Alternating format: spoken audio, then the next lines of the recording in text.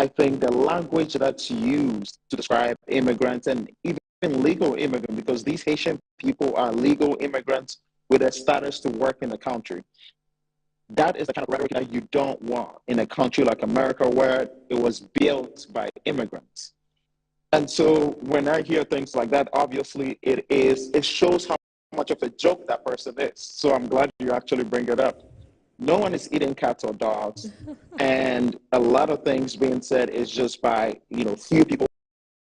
And then you have these politicians who are just making the message so big. That's not what's happening. I mean, no one is eating anyone's cats or dogs. They just want the president should be showcasing for young people and even for anyone else who wants to emulate who a leader of the free world is.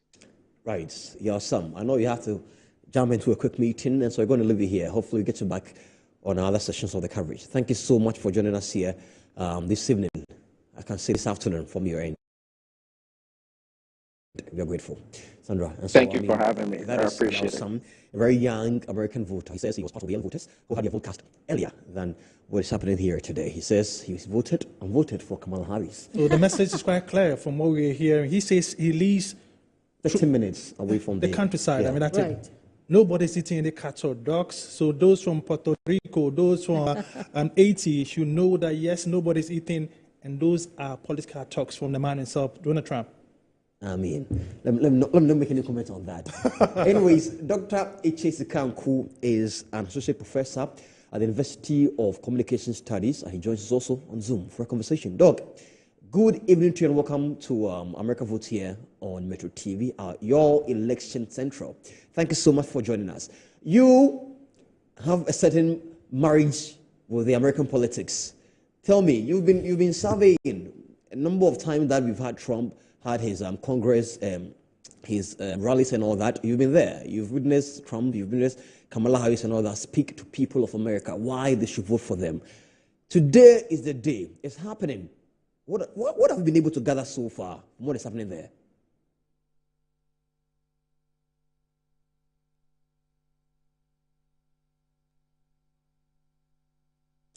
Doc, I think we will be grateful for you to unmute because we are suffering not hearing you here from the studio. And if you can actually do that, we can have a very smooth conversation. So can you reiterate whatever you stated earlier? Yeah. Bright, are you able to hear me now, please? Absolutely. Thank you so much. All right. Thank you. I do think that what we are gathering at this point is that this is one of the closest elections ever in the history of American politics. And it might sound cliche, but this has not been politically correct. It is quite close in many respects. If you look at the polling that has come in, many different organizations have had different results coming up, but those which have converged, or if you look at a poll of polls, have shown a race which is quite undulating and which keeps shifting from time to time. Most of the numbers are within the margin of error, but as at the close of yesterday or early this morning, or at this point going into the voting process, one of the things that is pretty clear is that Kamala Harris does have the edge nationally. But, it really doesn't say a lot because quite a number of them are still within the margin of error. The others have her up by 3 points, 2 points, or even 4 points. And if you go back to 2020 or 2016, Donald Trump is pretty much at 47%, the same place that he was. And so it's not a big or a huge lead that Kamala Harris has, if at all.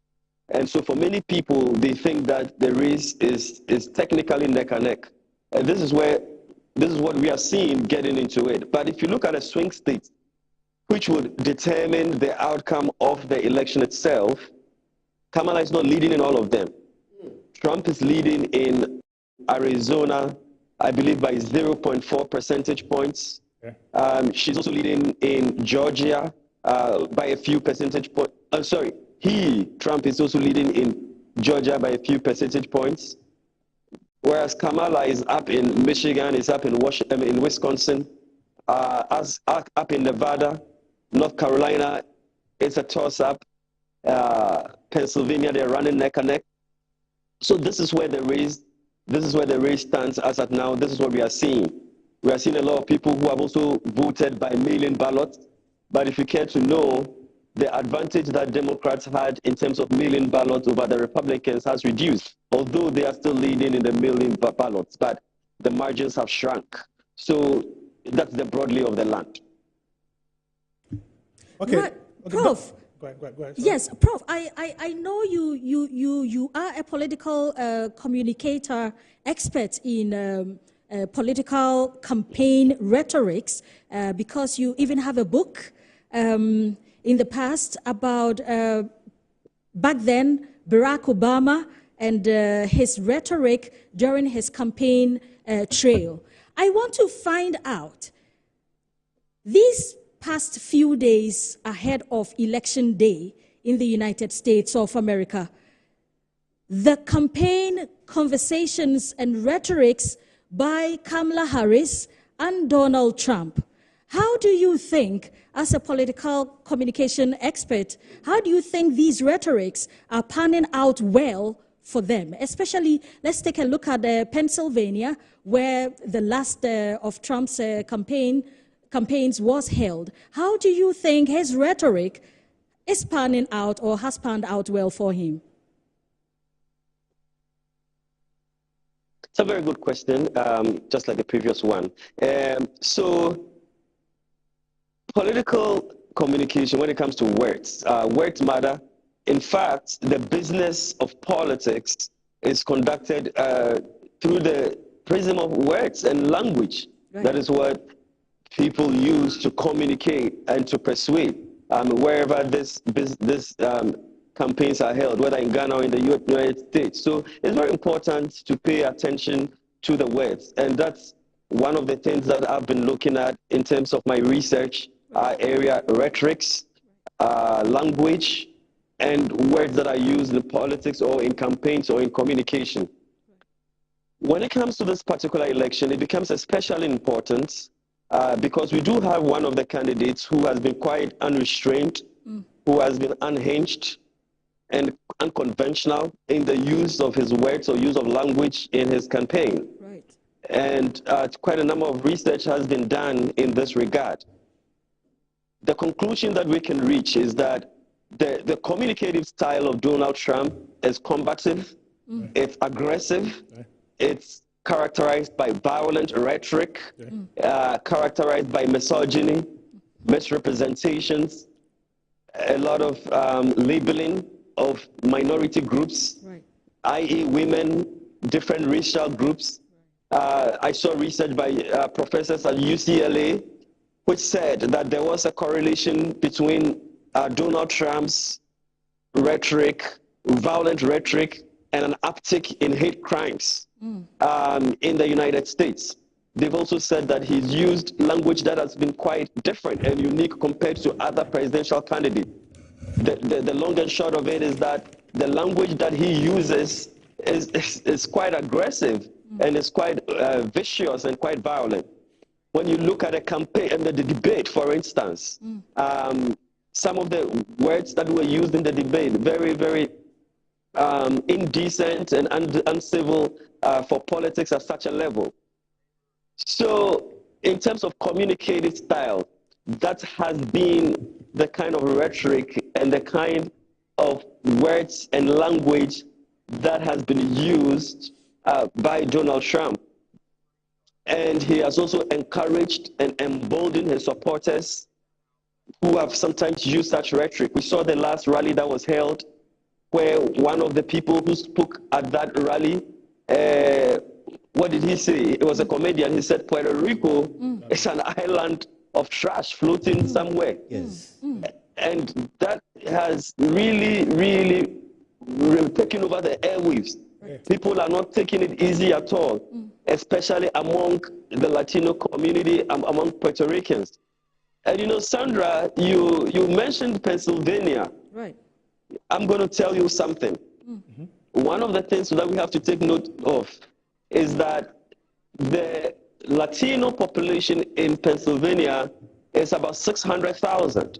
Right. In fact, the Puerto Rican population is about 300,000 the last time that we checked or we did the research. And so you mentioned Pennsylvania because Pennsylvania is extremely critical Right. to the outcome of the election. Most of these candidates cannot, or they would have it easier if they win Pennsylvania. They would definitely have a foot in the White House. Pennsylvania is very critical to both of them. Right. So you can be sure that the population in Puerto Rico, I mean, in the Latino Puerto Rican population in Pennsylvania will be watching this very closely, and how they vote is going to be very critical to the outcome of the race in Pennsylvania and the electoral outcome itself. Right. When you come to Kamala Harris, she has used less violent language, less vicious communication. She's been less aggressive. Right. She's used decent and civil language in her communication. In fact, her communication has been a bit more uplifting, a bit more positive, a bit more joyful. Right. But when you do the analysis, the content analysis of the debate, she also did use some a word like weak.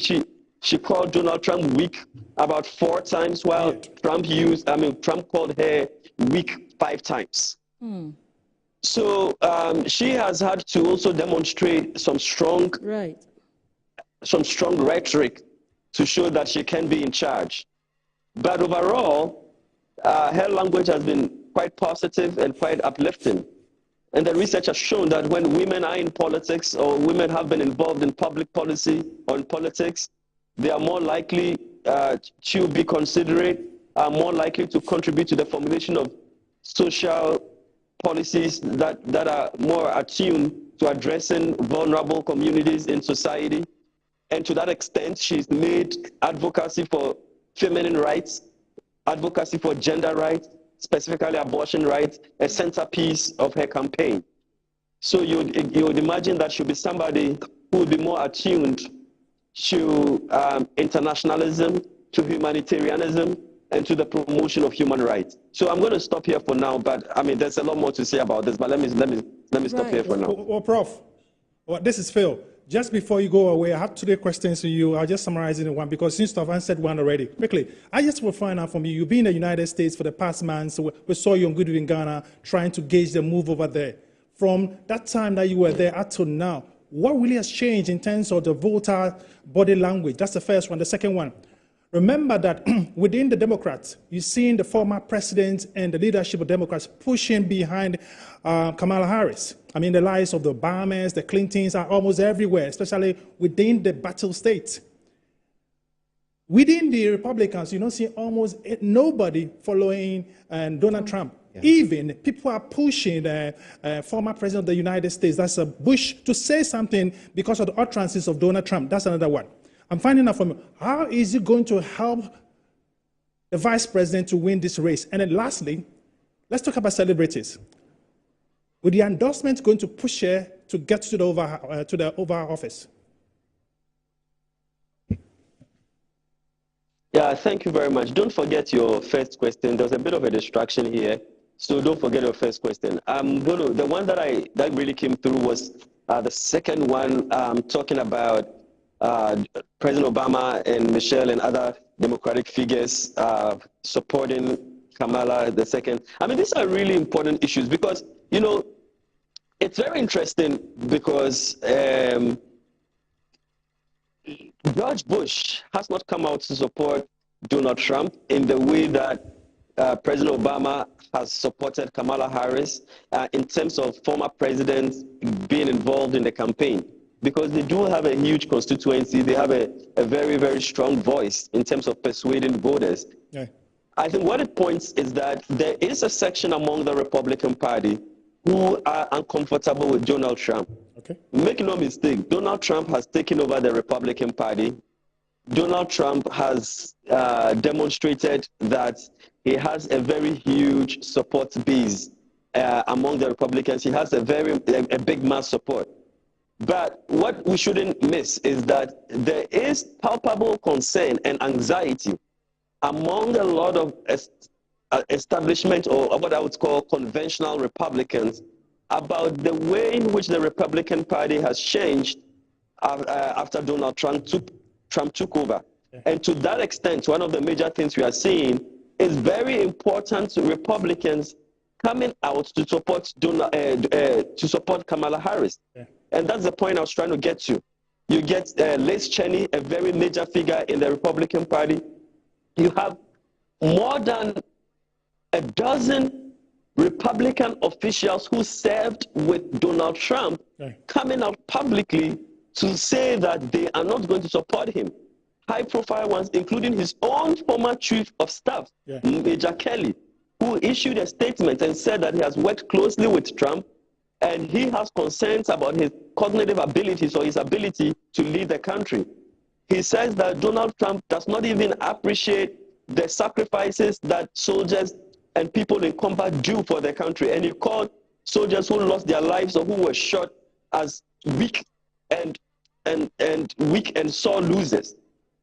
So this is a major concern, that there are a lot of people who are uncomfortable with the kind of rhetoric and the nature of political campaigns that has, or political campaigns that have happened as far as Trump is concerned. Celebrities. There are a lot of people who say that, what's the name, Oprah Winfrey played a very major role in influencing many people to switch their support to Barack Obama, or at least to come around the idea that Obama can win the election, and so it's important to support him. When Oprah gave her star power to Barack Obama, that really moved a major needle, especially females, black or white, who watch her show. She played a major role in bringing them on board to support Barack Obama. And so there are a lot of celebrities at this point, especially with the rally that was held in Florida by one of them. Some people have equated that rally and its effects to what Oprah did for Obama. And make no mistake, there are a lot of young people. We should not ignore the strength of popular culture and celebrity culture in influencing many, many young people. If not even to change their mind, at least those who are already in line to galvanize them. And this election is going to come down to turnout, because many people either do not like Trump or they really like him. So it's about who is able to turn out his base to come and support. So I do think to that extent, the influence of the celebrities should be taken note of. So that's the third and second question. If you could kindly repeat your first question. Okay, Prof, just make it short, and we need to go move on. But I was trying to find out from you. You've been in the United States about 4 months ago. I mean, I monitored what he said to Good Evening Ghana regarding the body language of voters per the messages you were hearing. Now you are back over there, election day. What have you been picking in town as you're voting? Thank you very much. Yes, I've been on the ground speaking to people. There's a lot of a frenzy. People are really, I don't know, for one reason or the other, hugely motivated to go out and vote. The queue started very early in the morning, as early as 6 a.m. or even earlier than that at some places. People, I don't know, really want to make their voices heard. Okay. And so I would put that down to some of the rhetoric that we've heard towards the end of the campaign. Okay. Many people are disgusted by the kind of language that have been used, not on the side of the Republicans alone, but even the Democrats. Okay. Current President Joe Biden called Donald Trump supporters garbage, and that has not been well received. Yeah. It has riled up Trump's own supporters, and so many people across different demographic divides are coming out to vote. Many young women, many older women are coming out in their numbers to show their support to Kamala Harris as well. But as always, this is going to come down to the swing states. Okay. There are many Americans who are concerned about high prices, are concerned about grocery prices, and for many people who live from paycheck to paycheck, okay, they say that this is what really is influencing them to vote. Not all immigrants or migrants are supporting Kamala Harris. There are some of them who feel that the economy was better under Donald Trump. Okay. And some of them say, damn what Donald Trump says. I may not like him. I may not like his rhetoric, Okay. but I do think that the economy was better under him. And so I can hold my nose and vote for him. So we'll see what the turnout is going to be and what the results are going to be at the end of the day. Now, Doug, let me bring you back home here in Ghana. You know, for some time we've been speaking about the similarity between elections here in Ghana and that in the U.S. You know, John Dramani Mahama, former president and also the flag bearer of the NDC, is a former president. You know, and we also have Donald Trump, who is coming in as a former president. Kamala Harris, one way or the other, is a vice president, who is now going in as the main person going in for the presidency. Dr. Mahmoud Bawumia is a vice president, also going in for the main seat as the president. These similarities, are there any sort of correlation at all? How can they affect our elections locally here in Ghana? Well, I bet you the political parties, or at least some of them, have probably gotten their graphic designers and their flyers ready, depending on the outcome of the election. If Kamala Harris wins, I'm sure a lot of people are going to make political hay out of that and say, well, hey, it is possible for an incumbent vice president to win the election. Okay.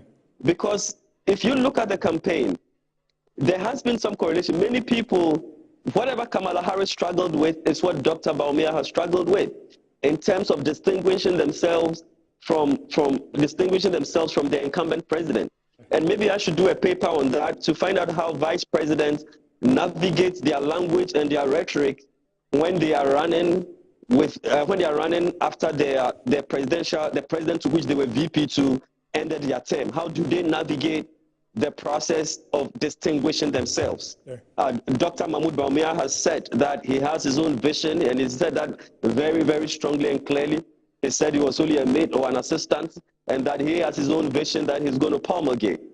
Kamala Harris has said time and again that she's not Joe Biden, and so she has her own policies. But I do think that sometimes Kamala has found it very difficult to distinguish herself from Joe Biden, because she always finds herself in that space where she defends Joe Biden, especially when it comes to immigration. She had this interview in a town hall with Anderson Cooper, and they asked her about this. And I don't think she was forceful or strong enough in saying that, listen, I'm a different candidate. I think that I'm going to do things a bit differently from Joe Biden when I come to power. What she did was to pivot back to Donald Trump.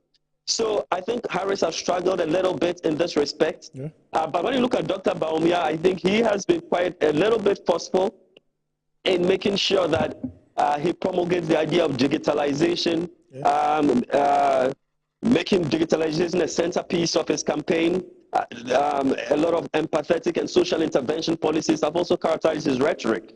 And so he's moved in a very, very strong way to distinguish himself from the incumbent president. We'll see if voters buy that. Beyond that, we also have Donald Trump also coming in after one term, and President Mahama also had a first term, and so coming back.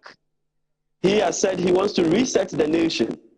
Donald Trump says he wants to take the country back to his era when there was economic prosperity. He thinks that the country was stronger economically compared to when Joe Biden was president. So a lot of them, so at least Donald Trump is campaigning a lot on his record. President Mahama has mostly talked about infrastructure and has talked about the dire economic situation and how he wants to reset the country. He thinks things are absolutely so bad that it has to be reset. So, I mean, if Donald Trump wins, I bet you they would also make a case for themselves that, well, it's possible for a one-term president to make a comeback. And we cannot ignore the psychological or the cognitive effects of some of these things. Emotions play, one thing that we need to realize is that emotions play a big role in politics. A lot of political researchers have concluded that voters do not always vote rationally in elections. Yeah. You would think that is it, but no.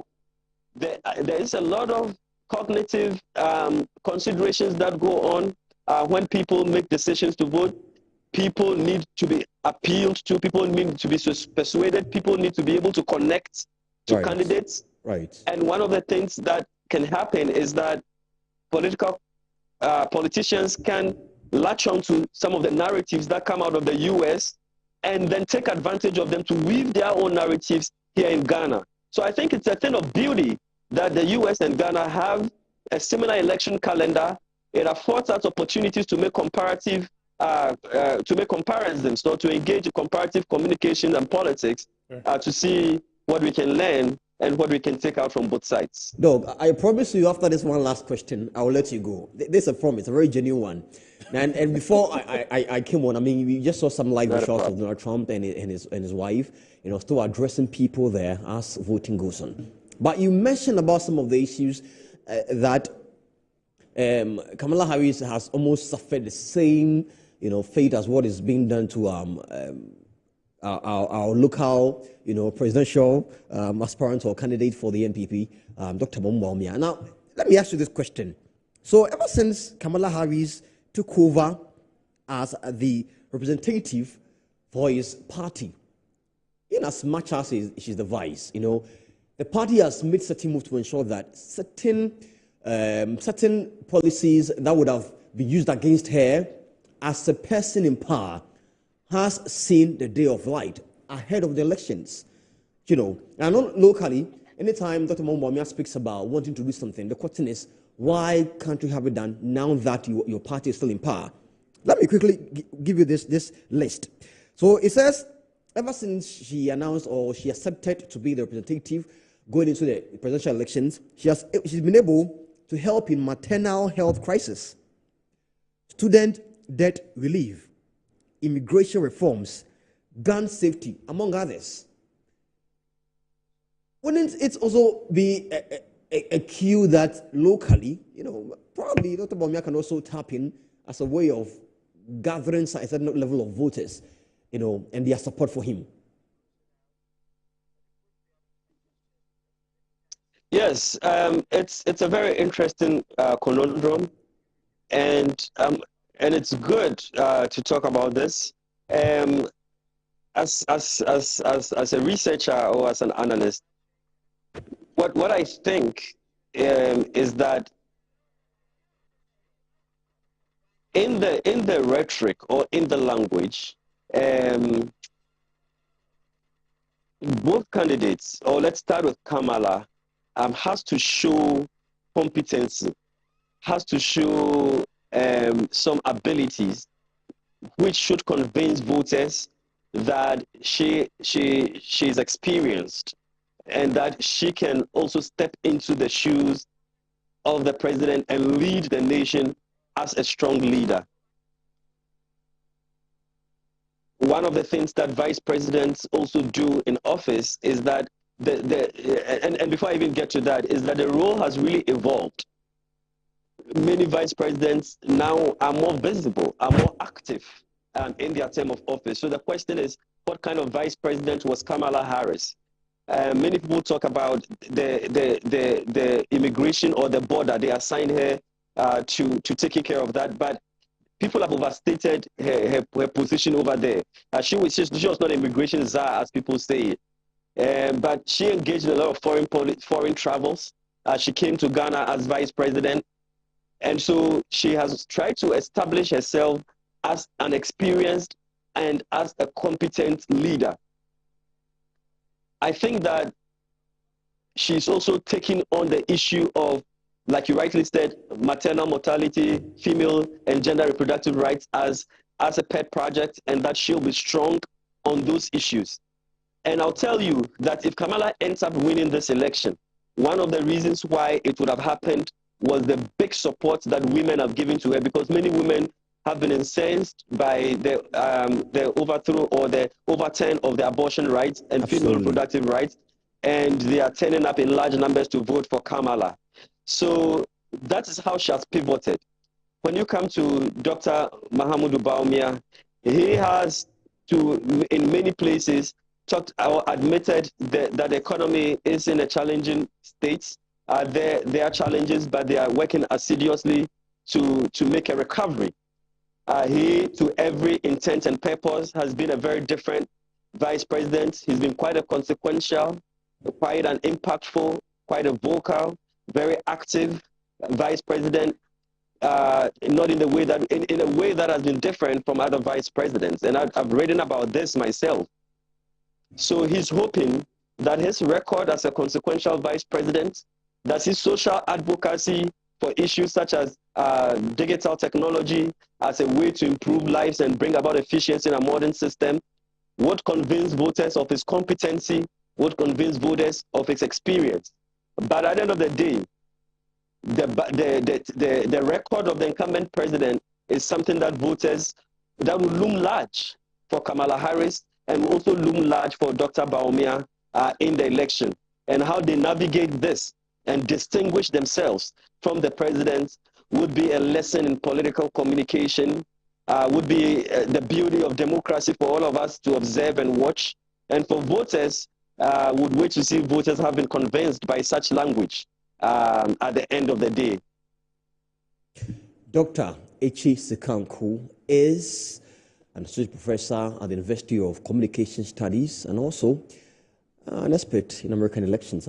I can say that. Written books, book on Barack Obama, been there at rallies of Kamala Harris, been there at rallies of Donald Trump, spoken to American electorate. And so he is a proper person to speak to when it comes to elections in America, even here in Ghana as well. Thank you so much for joining us. And hopefully he comes back after we training him.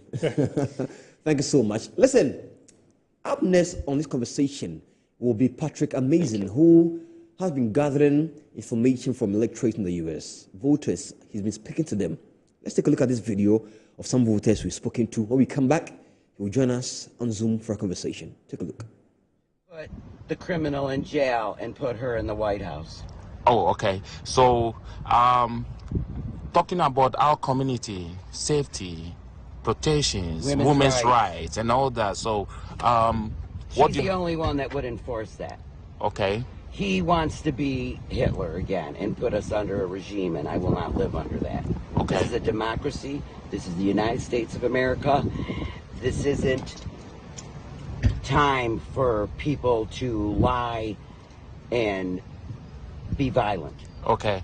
Right. You know, so when he loses, we're ready for them this time because we don't want no shenanigans. No shenanigans. Right. Right. So, do you mind telling me who you vote for? Kamala Harris. Oh, okay. And Waltz. And they're going to win, and he's going to go to jail where he belongs. All because right. he's a convicted felon, a rapist, a traitor, and a lying piece of crap. Okay. How long you been living in Niagara Falls? My whole life. Okay. 60 years. Oh, nice.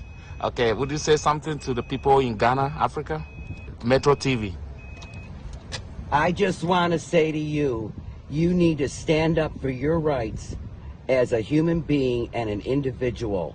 And don't let anybody, especially him, tell you that you're a piece of crap, because you are not. You are wonderful people, and this is a democracy, and I hope that you have a democracy.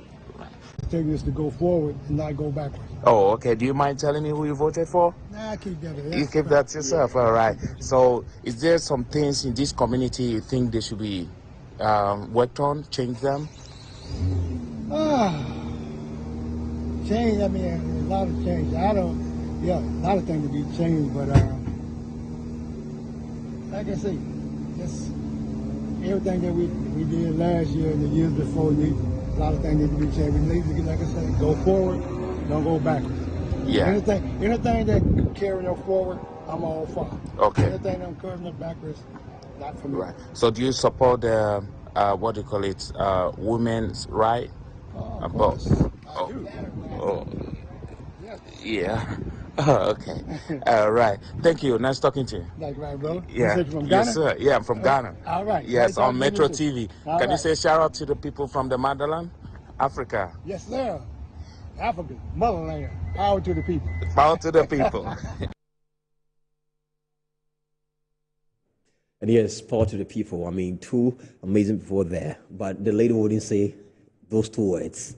You want to reiterate it? No, but indeed, she was stern on that one. She says, "Don't allow. You are all amazing people where you are, and don't allow him to tell you otherwise."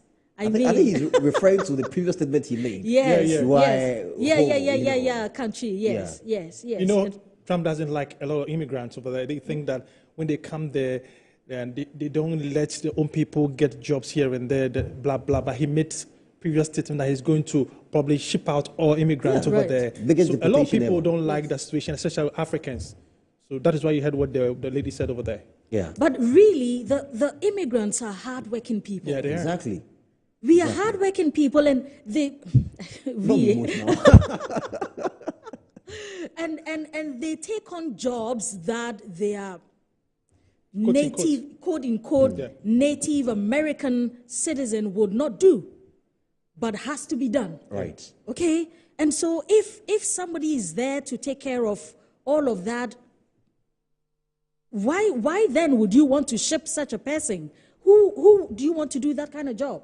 Because your people are not interested to do those kind of jobs. Yeah. It's getting to winter. Yeah. Go to the United States and see our folks who do all the work during the winter period. Cleaning of the snows and all that. I mean, it's Okay, we'll leave it at that for now. So Patrick, amazing. Let me mention his name. Domokbo. Yeah. Welcome to the program, Patrick. And thank you so much for joining us here this evening for a conversation. We know that it's about the BST. Is it BTS or BST? BTS, right? Yeah, that's they are setting, so the time is there's an extra hour on the usual. Yeah. In the east, it's 5 hours. Yeah. And with in the is it west? Yeah, the central time. The central time, yes. Right. It has now gone into about 8 hours now. So the difference is huge. Wherever you are speaking to us from, good afternoon to you and welcome to the program. What is the situation like in the US as we speak? Yeah. Right. Thank you very much. It's about 38 in the United States. Atmosphere is of today. The sun up cold, and I visited some places where it cool people. The locality that I come down, the very cool locality, are very and boating and stuff like that. But nothing, because it's a holiday. Before some people are still working, are open, but nothing is going on. People are just going one after to cast my boat already, and it was so smooth, and nothing is disturbing anybody. Right, Patrick. We are struggling to hear you in as much as you are telling us some very good information. If you are able to position yourself well, or kindly we log in, we appreciate that because we are really struggling. We know that the internet, as of now today in the US, is quite terrible because of the elections and the issue and all that. So kindly position yourself well. Let's have a conversation. We are coming back to the studio. We come back to you when you redo that. Thank you so much. And that is Patrick. Amazing. Okay. Thank you so much. I hope I had it right. Yes. Phil, it looks like a lot of things are happening. And I wanted to ask you earlier, you were quite concerned about the fact that Trump appeared to vote in the cap, make America great again. Why? About weeks ago, I mean, it's against man. the regulations. Yeah, but I think Supposed to show but the sound. Sorry, Phil. Because of the you are not supposed to show any paraphernalia or any branded stuff of any particular political party on the voting day. I don't know whether there's a special consideration for presidential candidates, but that was totally out of order. I'm sure a lot of people criticize what he has done over there, but when it's kept with the Republican logo on it. It's total. I remember that somebody was even arrested. Somebody was just picked up for doing that one, and it should be done now. Sandra. Brides, before you go back to Patrick, I think that is a kind of a very general election day rule, not just in the United States of America, but even here in Ghana. No political party coloring or paraphernalia on the election day proper. It's likely it might influence somebody to change your vote or probably sway somebody's idea. But I don't know whether in the States maybe there's a quote-unquote consideration for presidential candidate, but that is offhand. That is offhand. Let's retry Patrick again and see what exactly it sounds like. Probably by now it might have been faked, Patrick, welcome back. Okay, so Right. I guess we try and fix it and go back trying to to him. reposition himself, but And forgive us. I mean, the internet connection. Yes. We all believe. Critically jam in the Yes. United States. Everybody's looking for information, want to see Right. pictures, what is going on. So we expect this one to happen. Maybe after voting ends, it will come down. A lot of people go home, relax, and come back again, and the internet situation will be better in the States. But how soon do you expect a winner to be announced? Right after the elections? Because we are being told that counting might delay in New York. Yeah, it might delay. It might delay. And right, this will not be the first time that it's likely that declaring a winner will delay. I mean, it changes per the situation. Right. I remember very well, it took almost 4 weeks for that 2016, is it 2008 or something, between Al Gore and that of Bush, because it needed to declare a winner in Florida. It delayed it. For the Trump's one, he was declared a winner on the night of election.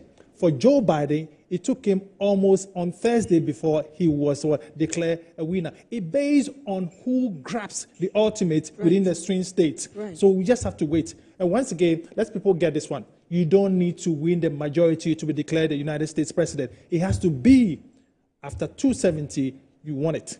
So that's what we have to tell people. But the key thing is that we're just hoping that there will be no legalities from what we're seeing there. Right. Because somebody has said to the rest of the world that he wants to make sure that this is very fair. He's told the rest of the world already. Let's wait and see whether... You don't believe in that? and the use of the word fair, based on whose definition? Trump definition of fair. Remember, he refused to accept that he lost in 2020. So now he still think he won it. He never accepted that he lost. Okay, that's how come he led the insurgency that attacked the Capitol. You know, and so in whose terms or in whose definition of the word fair, right? Well, that's quite interesting. By the way, talking about being fair, because of the situation that the utterances of Donald Trump and some members of the Republican Party, security is being beefed up almost everywhere, especially in Washington, the Senate, the Congress. I saw the videos on the social media. I saw it on the international network, how barricades, even the National Guards are being told to stand by. Not police alone. National Guards will be standing by, hoping that... No, they're actually on standby to that's speak. it. Yes, they're on standby for any... Even in Washington, which is United States, when they're talking about elections in the United States, they are putting every security details with barricades everywhere to ensure that we don't witness what we saw almost 4 years ago. But that would be worrying. Yeah. You know, if anything should happen. And get it right. We just pray that... The Americans are trying to prove a point that they, being the doing of democracy, they want to make a mistake.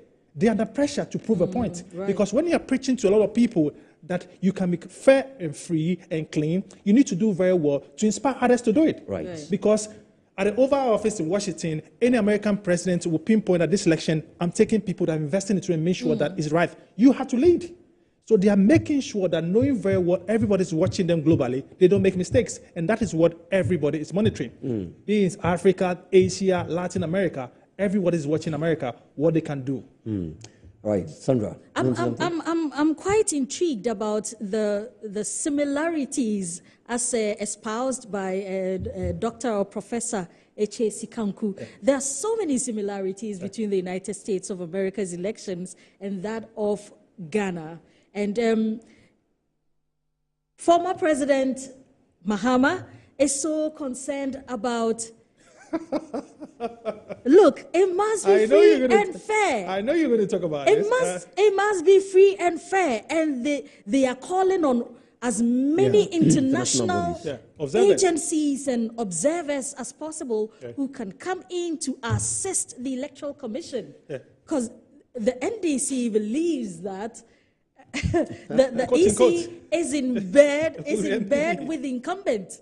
But you see, and I believe you can't blame the NDC.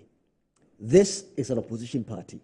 They're opposition, you know. And so they just want to make sure that even if they should lose, it should be free and fair. I don't think that is too you're much. Using certain words. You're using certain words people don't want to hear. No. But I'm just being as pure as possible. You know, because they just want to make sure that whatever that comes out is pure. When the MP if the MP should win, it should be free and fair. If the NDC should win, it should be free and fair. Whoever loses, it still should be free and That's fair. why it's called democracy. Right. Exactly. Yeah. Exactly. Right. You know what? Earlier in our first session, when we came here to give you all the details about the elections and all that, we were speaking about the first president of America, the debates till now. Let's go back and do that. Let's take a look at, I mean, from the days of Abraham Lincoln. It was way back, eh? Way back, from those days till now, a number of presidents and their competitors who came head to head for a debate. Take a look at this one. And who's going to be our first one here? Which I believe first one is going to be Abraham Lincoln, of course. You know, first president and a lot of things done by him. So let's get that scene. And there you have it on the screen. Abraham Lincoln, first president, you know, head to head with the man right there. That was back in 1858. 1858. That's a long time ago.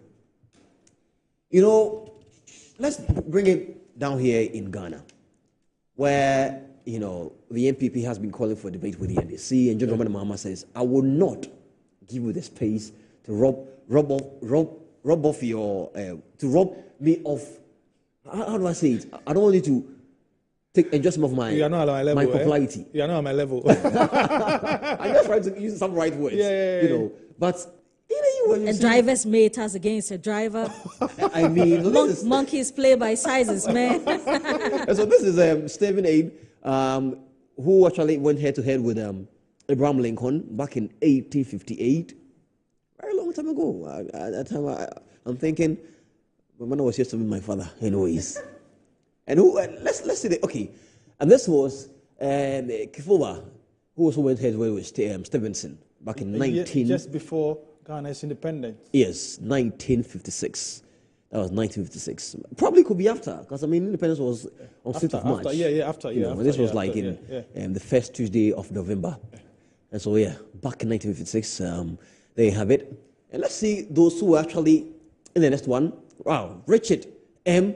Nixon went head to head with John F. Kennedy, the famous John F. Kennedy. This was actually the very first televised presidential debate in the United States of America. First televised. The first televised. That was between Nixon and Kennedy. Who are those who had the opportunity and the privilege to watch the previous?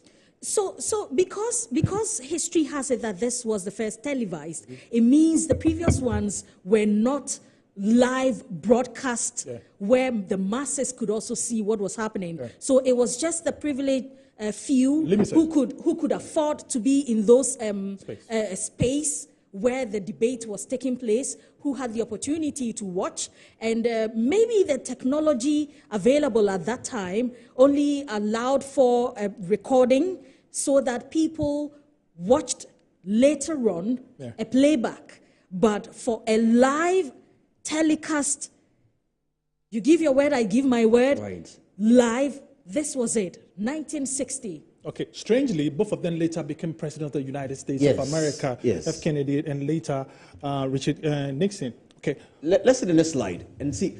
Okay, now 1976, Jimmy Carter faces Gerald Ford. Jimmy Carter, one of the and Gerald Ford. He turned 100 years in October. Right. Yeah. 100 years. 100. Wow, okay. Let me see what the Gen Z say. I tap into it. 1976. Which are the faces on the next slide? Let's see the face on the next slide again.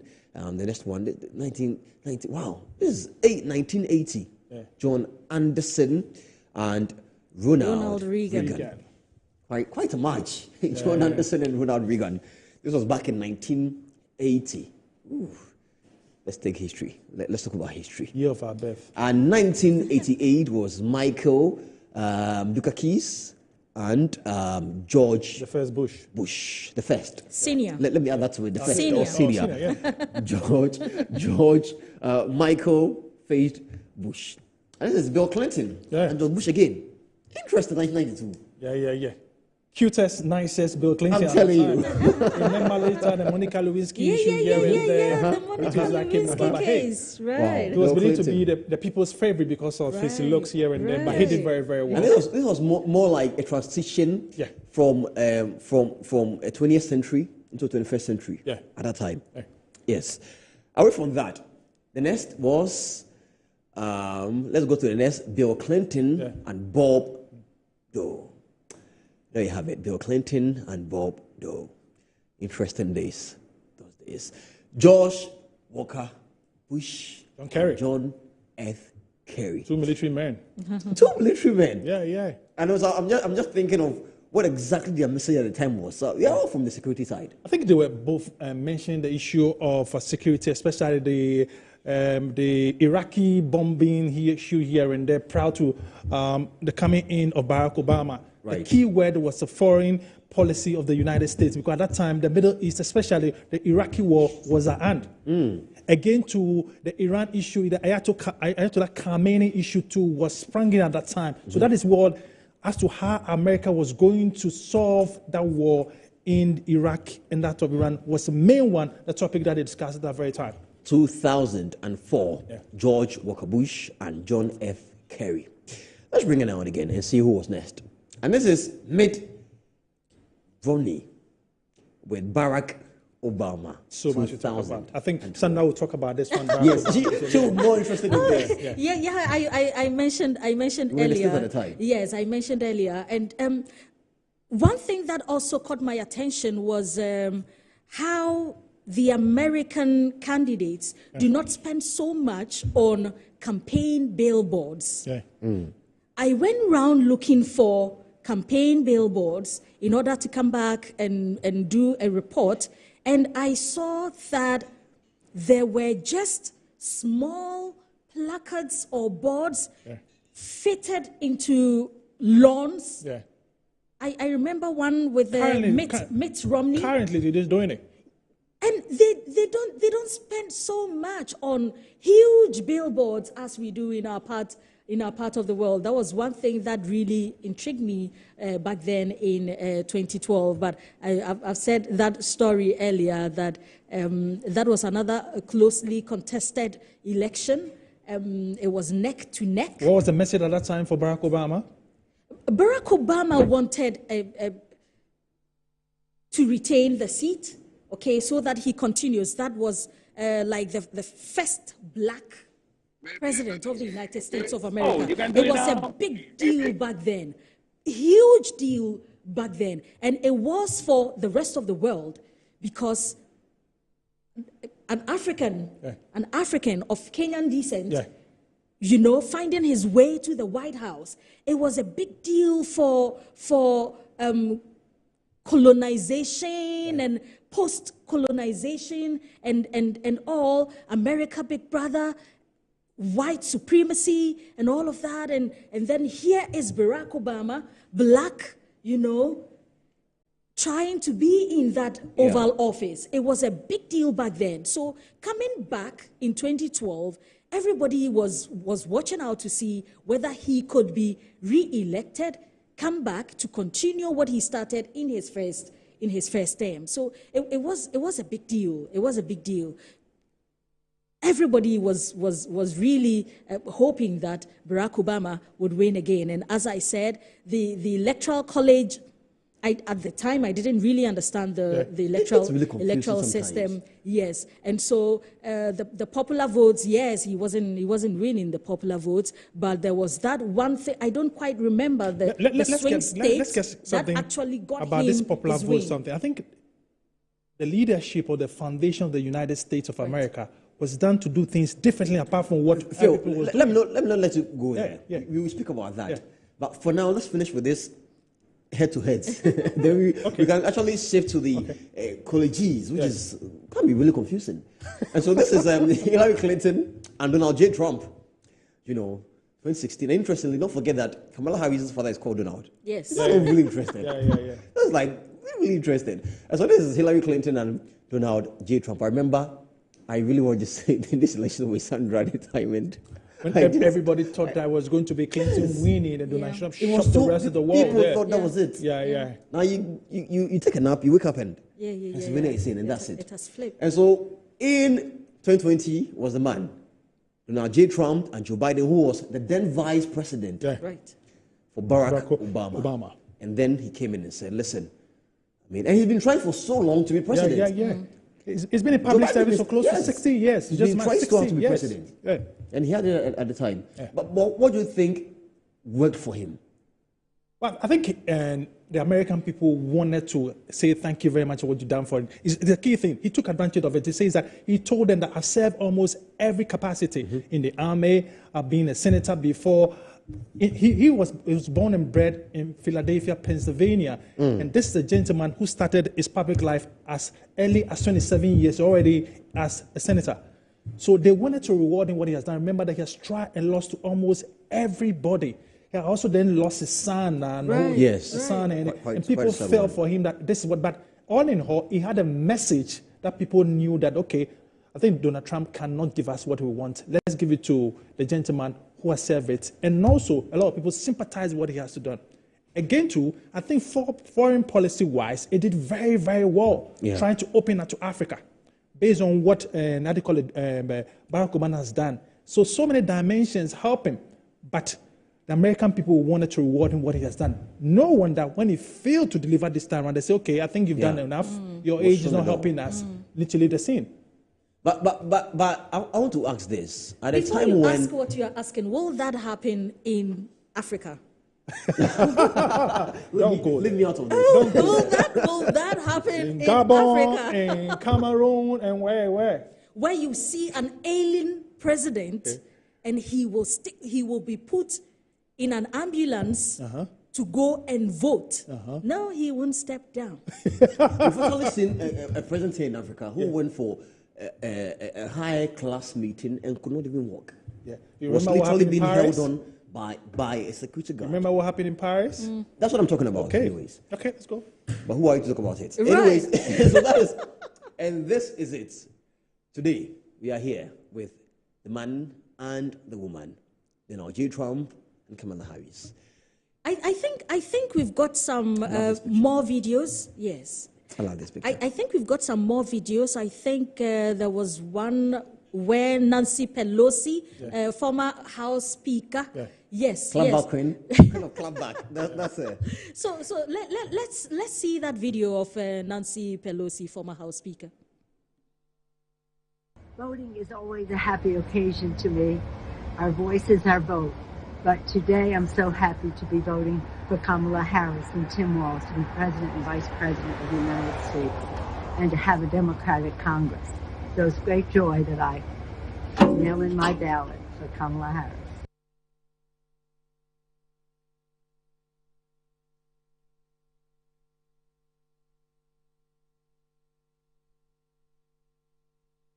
Voting is always a happy occasion to me. Our voice is our vote. But today I'm so happy to be voting for Kamala Harris and Tim Walz to be President and Vice President of the United States and to have a Democratic. Sandra, that's how I call you. I call her some fellow. You know? This is a strong woman, eh? way back then when she led a caucus from US, yes, to visit the Parliament of Ghana. Okay. Yes, I was in Parliament that day. You should have seen her how she dressed. I'm like, okay, there you go. And that was the day they nicknamed me Sandra Pelosi, San Pelo for short. So if you've ever heard Bright call me San Pelo in the newsroom, So that's it, San comes, Pelo? it comes from that visit of, yes, And Nancy. she, I feel like she never liked Trump, and she will never, ever like him. Enemy within. Okay, quickly. Okay. We've been talking and talking, but how about if there's a tie? 269, 269. That is a big issue. A lot of people I think we need to educate the public regarding how a new president will be then elected by America. In case it's 269, 269. One thing the House of Representatives will decide who will become the president of America. It's just simple. There'll be no re-election again. It's just simple. In case there's a tie, 269, 269 between Donald Trump and Kamala Harris, there'll be no re-election. There'll be nothing like we do in Africa or Ghana that we're going to vote or not. Right. It will be determined by the House of Representatives. Yeah. They will vote, and at that time, whoever has got the numbers is likely to win. That more like Ghana's parliament. Yeah. You know, just 4 years ago. Yeah. I think I want to see that. That would be very, very interesting. I think I really want to see that. But I'll be really surprised. Looking at how the level of how Trump has been chastised by people, and he's still able to pull up this string, to even have. But if it comes to that time, I'll be wondering, because a lot of Republicans in over there will say, no, it's not going to happen. Look, Americans are looking at what the foreign people are saying, and the rest of the world is saying, not in America alone. I'm being frank with you. A lot of people are not happy within the Republican Party as to the way he says things. His utterances are killing people. You don't say that. Sandra, you want to take that? Yes, I think there are some social media comments, and this is on Nancy Pelosi. No, the previous one was okay. That's fine. Alexa Villano is saying, as the world watches the U.S. elections, I can only hope Americans will vote for the sake of the next generation of kids. 4 years is 4 years of democracy or danger. So, Thomas Tafafa Antonio is saying Trump's views on family values regarding abortion and LGBTQ get massive support from Africans, but Kamala's policies get massive support from minority groups in America, especially blacks. This year's U.S. elections is an interesting one. Yes, indeed, it is.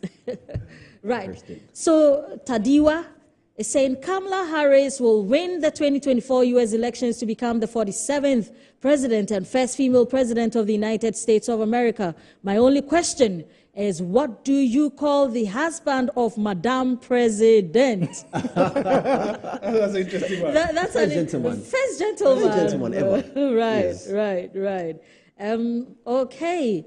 Ranjit Kushwaha is saying Donald Trump, the candidate for the presidency of America, not only thinks about the country, but also about global issues. He is proactive in addressing social challenges and spends more time among the public. Such a person is very much needed. Therefore, I urge the people of America to elect Donald Trump, as it will benefit not only the country, but the world as well. Long one. Right. Phil, you want to take that? Fellow Trump wants immunity for all his crimes. It's just simple. Very, very simple. Direct. Simple. God made a dictator. That's quite interesting, eh? We are all praying you get back to the president of America again, great Donald Trump, so we can all sleep at night and also not to worry about the world at all times. This is coming from one of our viewers over there. Right. And I believe we have more. If we do, here we go. Yes, okay. I think as and when they come in, we are going to take it.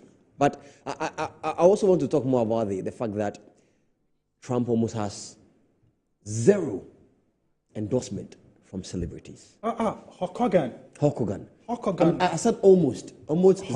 Hulk Hogan from celebrities. He started the celebrity endorsement thing way before the first one came from the lady musician. What's his name again? Oh, okay, but she did the first one for Kamala Harris. But it was Hulk Hogan that did the endorsement to join the Republicans Congress over there. We've not heard Kanye speak this time. Where is Kanye? He is a true friend of the Right. Trump. We are told Patrick is back on Zoom.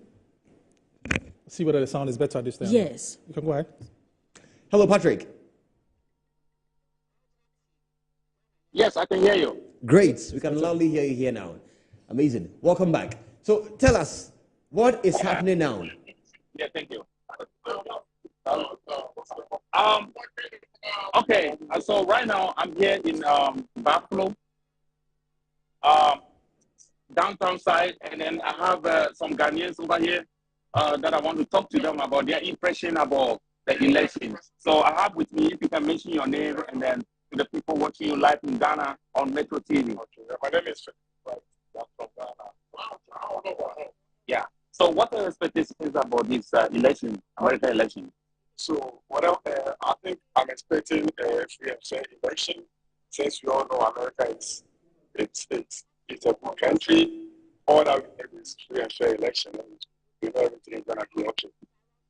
Yeah. So, what do you think will win the election? Right now, I can't even think they are both good, and they all have the chance of winning. Yeah. Talking about human rights, and Kamala is talking about. So, what are your expectations about that? Do you think she's going to fulfill that promise she's giving to the people, the women?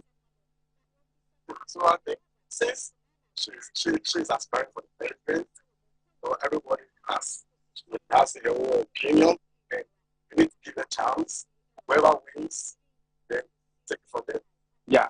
Again, she's talking about protection in our communities. And so, what do you have something to talk about the protection? I mean, we being African, coming from Ghana, and then black, we are black as well. And he's talking about protection. We make sure that we are protected. So, what is your take on that? America, everyone. You think so? Okay. This is America. We have the right of others. All right. So she again talk about. You do believe in abortion, though? That is quite simple. But some way, somehow, I do. Some way, somehow, I do believe in it. Because if they are not ready to take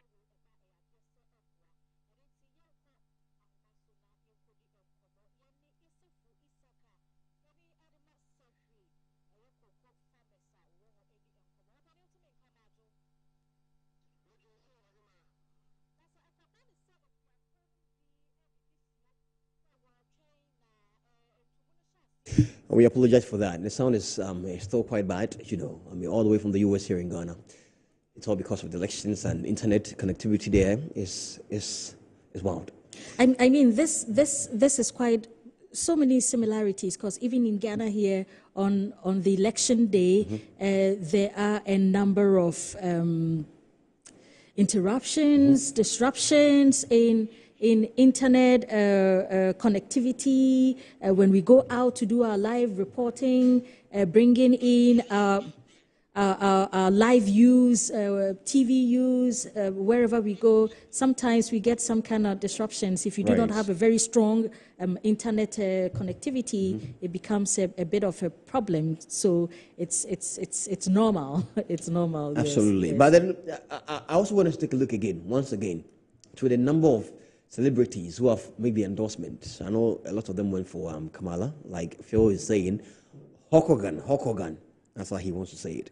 Was the first to actually state his endorsement for Donald Trump. But it looks like he's the only one. Last 4 years, I remember how Kanye West was almost all over the place.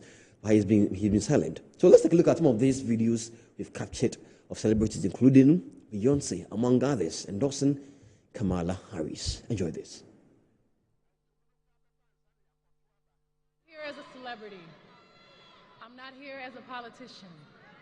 I'm here as a mother. A mother who cares deeply about the world my children and all of our children live in.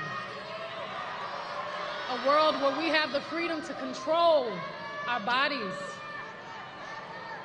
A world where we're not divided. Imagine our daughters growing up seeing what's possible with no ceilings, no limitations. Imagine our grandmothers. Imagine what they feel right now. Those who have lived to see this historic day. Asking you to please join us in going to iwillvote.com to check your status and vote early like we do.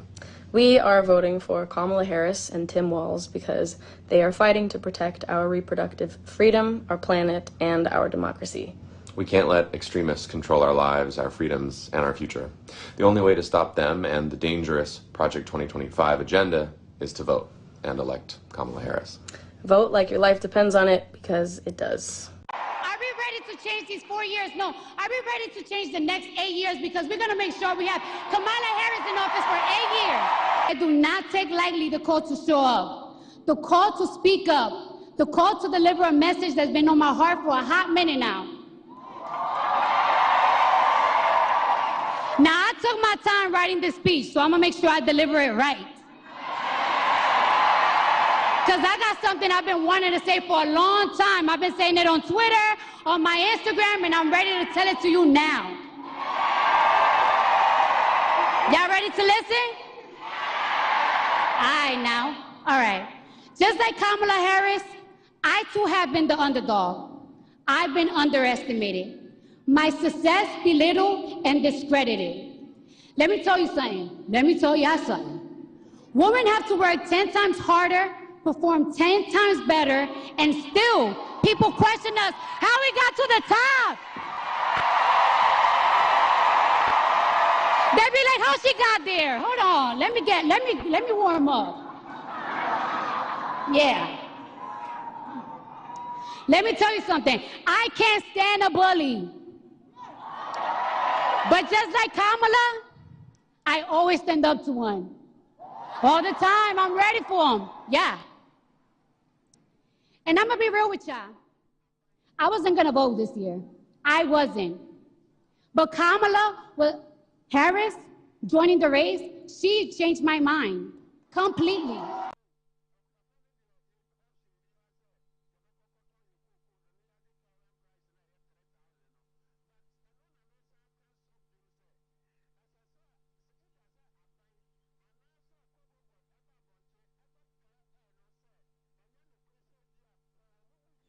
And yes, we apologize for the break right there. I mean, yes. So behind the scenes, we were just talking about how much these celebrities pay in terms of taxes to the government in the United States of America, and how there's a school of thought that also believes that some tax cuts benefit certain business people in the class of Donald Trump. And that must change, because it always comes back to the ordinary citizen who works hard, hand to mouth, as we would call it here in our part of the world. Most of the taxes they have to pay, but when it gets to those big businesses, they always have this kind of tax rebates and tax reliefs and that kind of thing. But when it comes to these celebrities, they pay so much. They pay so much. You are an entertainment person. I didn't see that coming. You are an entertainment person. You have so much. You know so much about these people like Drake, people like Cardi B, Jennifer Lopez, Taylor Swift. There are a lot of especially foreigners who are entertainers in the U.S. and paying huge money as taxes. Yeah. Who are like foreigners who are living in the U.S. and like have working permits, and so they are there. And no, once you're in America and you're working and the more money you earn, the more tax you pay. That's it. So imagine Trump saying, listen, it's about time you go back to your country. And as much as he speaks about the economy and wanting to make America great again like it talks all the time, has he checked the losing end and how probably money might exit the system, or he has this sorted and fixed? Initially, he was saying that those celebrities' endorsement, those both in and out, will not influence in and out. And it was like, it got some time that you asked a question, who is Taylor Swift? I mean, he was asking the question. Come on, we all know Trump and how he can actually... And we're asking the question, what would he say if this lady had endorsed him? Yeah. But just like we're saying, it's all about politics. Trying to influence people. But believe me, these celebrities play a major role, being an Americans on Americans. Like I'm saying, the tax system and that they incur from the entertainment contribute massively to the entertainment showbiz industry vis-a-vis even national politics, because whether they like it or not, they have huge followers. That's true. That's true. And Kweku Ansa, the man who came in earlier with information, I can see him seated behind the wheels. I believe he is going to town to check out some of the polling stations and all that for more update. But then he's coming in one more time for a quick report before he moves. Kweku, welcome back. Yeah. Yes, thank you so much. What's the latest? Well, I mean, voting is still ongoing, obviously, in a lot of the places that you could find yourself. Here in New Jersey, for instance, I have still been to some other cities, Newark, and in other areas, which I can tell you that voting is still ongoing. And, you know, now, finer. So, I mean, the sun is up, it's getting a little bit warm and all of that. So you're getting people coming in now to cast their ballots. So initially it was a little bit cold. So you would expect people to be indoors.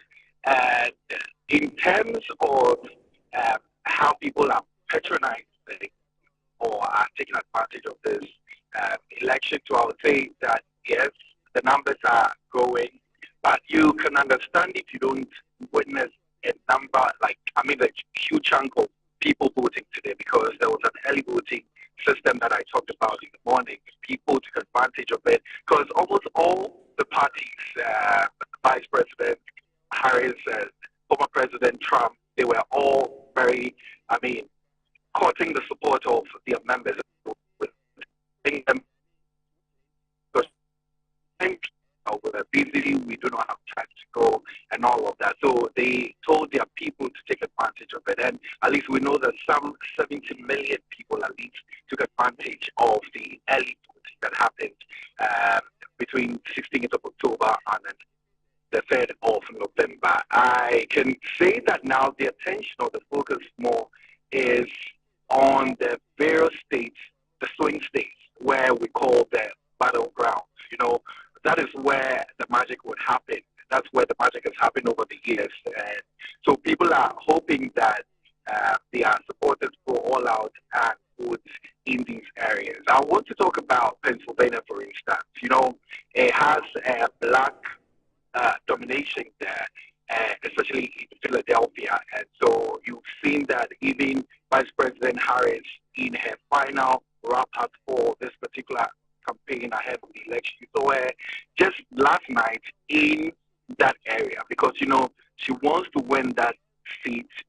And we know that at least 19 votes with regard to the Electoral College are up for grabs in that part of the country. So that is Pennsylvania. People are hoping that the blacks will come out and vote, because, you know, Harris has described and has said that she associates with the blacks and that she's a black person, and so she's trying to call to the support of all black people in that area. And not just that, you know, the factor of her being a female, and that she could set a record of being the first female president of America, you know, it's huge. And so she's also been championing that. And we've seen all the people. I just heard you guys talk about Lady Gaga and also Beyonce, Oprah Winfrey, and all those people. They've been championing that cause. That, well, let's make history. You know, we always talk about getting representation, a higher number of representation. How do we do that? We now have someone running for the very biggest office in the country. And so why don't we get people to vote for her? So, you know, all these things are playing a part now. And I can say that the focus is on the 7 swing states. Talk of Arizona, you know, issues of immigration, because people coming from the borders and all of that. Mr. Trump had actually condemned and said that, well, Biden's administration has not done really well with immigration. Well, is that true? Those people, on the other hand, do not believe that. And so, yeah, he's championing that. But, you know, a lot of people believe that America has been, I mean, brought up well with regard to, I mean, accepting people, you know. So all those things are going to play a part. We talk about other states like Georgia, you know, even in Michigan, for instance, where Mr. Trump was there just to campaign last night, because he visited 3 different places just so he could wrap up his campaign. So I mean, it's everyone waiting to see when polls will close and also the counting would begin. You know, that's where the main thing is. As of now, people are not really bothered about it. They just vote and then they go to their respective homes. But let me just run by you how these swing states have been faring over the period. At least we know that in Arizona, last 8 years, that is when Mr. Trump won the election. He won by some 5 percentage points, you know, but he lost to Joe Biden just in the 2020 election. It tells you how that seat is. I mean, it's a very hot seat. If you do not perform well, if you do not cater to the needs of the people, they're going to push you aside. So all the campaigning, you've seen Mr. Trump and then Vice President Harris there, they've been campaigning vigorously just so they could win that seat. Because, I mean, you can't say that because you won the previous election, you're going to win, you know. And it's the same thing even with Georgia. Same thing in 2016, Mr. Trump or Donald Trump won that state, and then he lost it again to Joe Biden.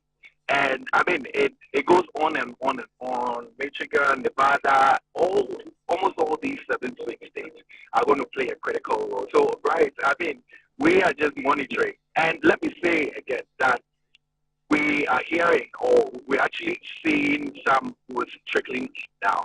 You know, because there was an early voting done for the past 2 to 3 weeks, those votes are always counted first. So now, as I speak to you, there are states that we understand their votes are coming in. In New Jersey, like this, it is coming in, but I can't pinpoint exactly who won them and how it is. I'm trying to put together the numbers for you. Hopefully, later on, I can feed our viewers with what is happening there. So yeah, right, that's what is happening. We're still on the road. I'm actually heading to another state, and another area actually, where we can get insights with regard to the voting that is happening. Kokwansa, such how do I characterize your report? Such lengthy but very insightful report right there. In depth, right? Very, very in depth. Thank you so much. And we know that you are still on your way. I mean, visiting almost every single polling station that you can to bring us all the update. You've been amazing. Thank you so much. And you'll be with us, I mean, through our live coverage of the elections. Thank you, Kokwansa. Back to the studio, and we know that elections are still happening. You were mentioning a lot of information being, left on social media. Right. On Twitter, it's now called X, on Facebook and Instagram and all that. I hope people are being careful. Not to incite, right? Exactly, and incite anything. You might want to check your. For now in the United States. You might want to check it, Phil. No, I mean your mic. For now in the United States, it might only be for voting sake. I mean, that's it. How people are voting, their reaction. We don't get in there yet. I'm sure when the results are coming, that's when you're going to see a little bit irrational behavior, emotional things regarding social media and how people are tackling. But for now, it's too early in the morning to talk about certain things that is going to happen. I mean, let's look up to after the elections or the results come popping in.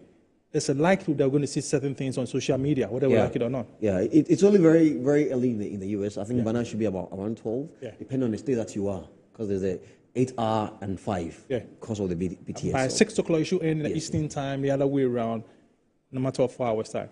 Yes. I mean, usually New York was about 4 hours until we entered into the new zone. So now it's about 5 hours difference, and that's the same with California and the other states.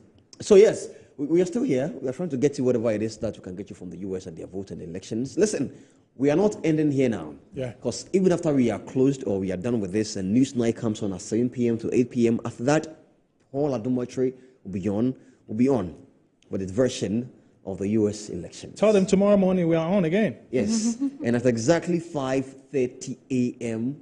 here on Metro TV, we are back on your screen from 5:30 a.m. to 7:30 a.m. Then Dr. Wandiabi comes on with Good Morning Ghana. More tea. Then we come back. Then we come back at 4 p.m. to 6 p.m. We might even go to 7 p.m.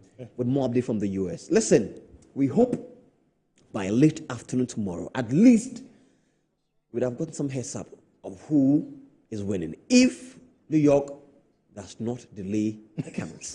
I mean, I'm just trying so hard to let them know all the pros and cons. If New York doesn't delay, strangely, every election year in America, there's a particular state that's sweet. Florida, Pennsylvania. Now everybody is expecting New York. Because of legal tussle. We're just hoping it won't happen. Yeah, hopefully. We always be hopeful. I mean, Michelle Obama has been speaking. I think we should take this. Yes, Michelle Obama. Now it's our turn. There's a reason I've been working so hard this election cycle. It's the same reason my husband, so many leaders of both parties, and so many of you have been out there as well, because we know the stakes are so high.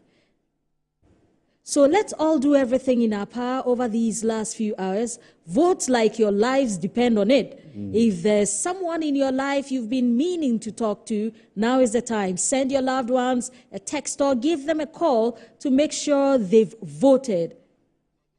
We have to choose leaders who embody the values we seek to pass on to our children. We can't forget that the words our leaders utter have a real impact on them. Those words can build them up or they can tear them down. So please, please vote for a better future for our kids. Vote for at Kamala Harris and at Tim Walz. So that is from former First Lady.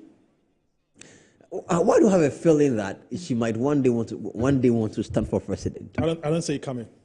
You don't see it coming? I don't see it coming. No, I don't think so. But no. I think one day she would. I have that feeling too. It's an inkling. I believe. What? I believe that one day. I believe that one day. I believe that one day. Following the mistake of Hillary did, and I don't think she'll try it. I don't think so. Wouldn't she have learned some lessons though to correct moving forward? I believe. No, I think she's trying to be tough. She has a personal battle with Trump now. She's trying to be tough as a politician, but I don't see it coming. You don't see it coming anyway. When depending on where you are standing, which side of the image you are standing, there's a 6 and there's a 9. Depending on where you are standing, you can see a 6. Depending on where you are watching it from, you can see a 9. Okay. So yes, it could not. But I believe when the time comes and she says, "Listen, I want to be president," that'll be very, very, very good history to be written. Maybe the girls will encourage her to do that. The girls are now all grown up now. You can see that. I don't see her girls actually going into politics. No. Now that they are dropping their Obama surname and going strictly by their own names, they don't want to enjoy any benefits that come with the name of Obama. So. But if you enjoyed it before. Yes. But now they are adults. Now they are adults, right? Sandra, whether you change or not, you have to go to now they are adults, they are responsible for themselves, and so they've enjoyed Air Force 1 and 2 already now. You might come off my 3 or 4. You never know. So yes, we're still here on your election central. I'm saying yours because it's yours. You own us. We're here because of you.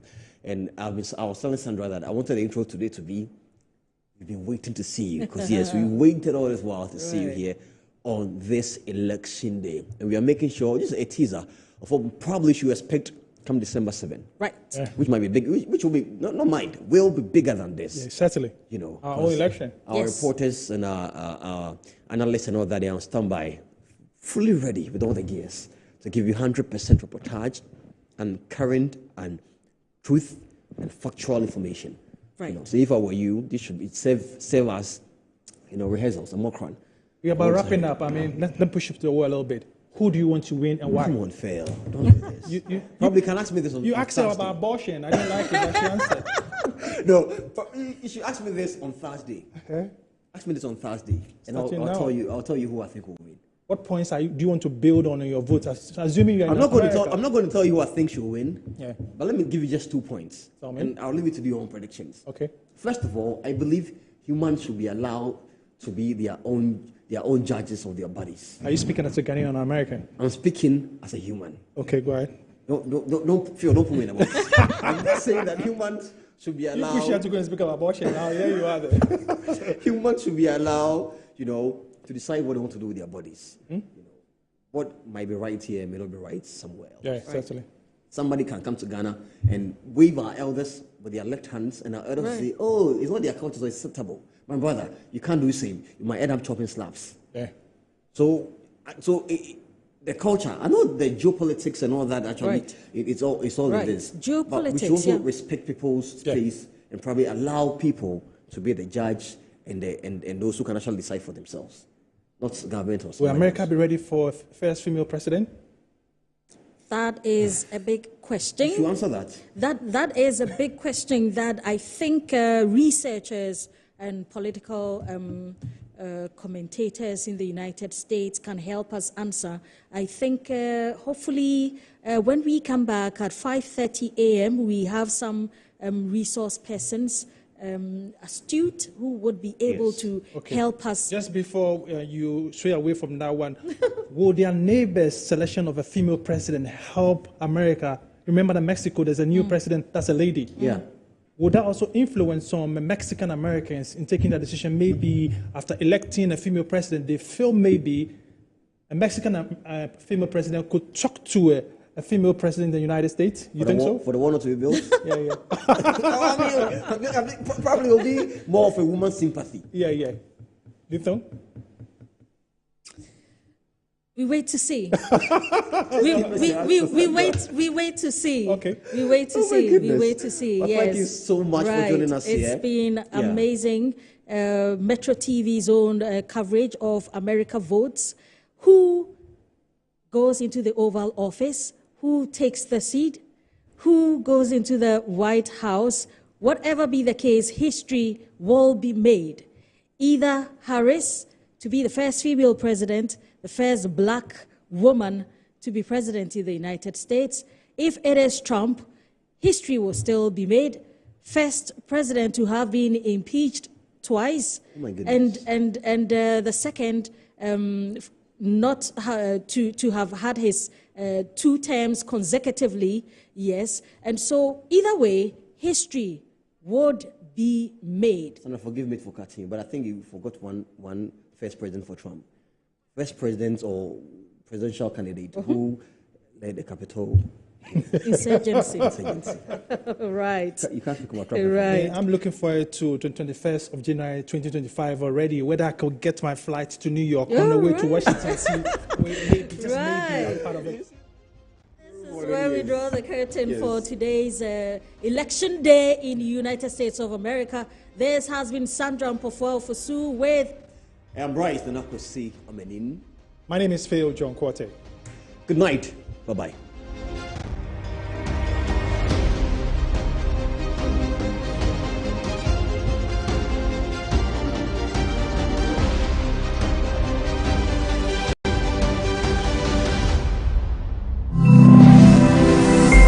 Metro TV, insightful and inspiring moments.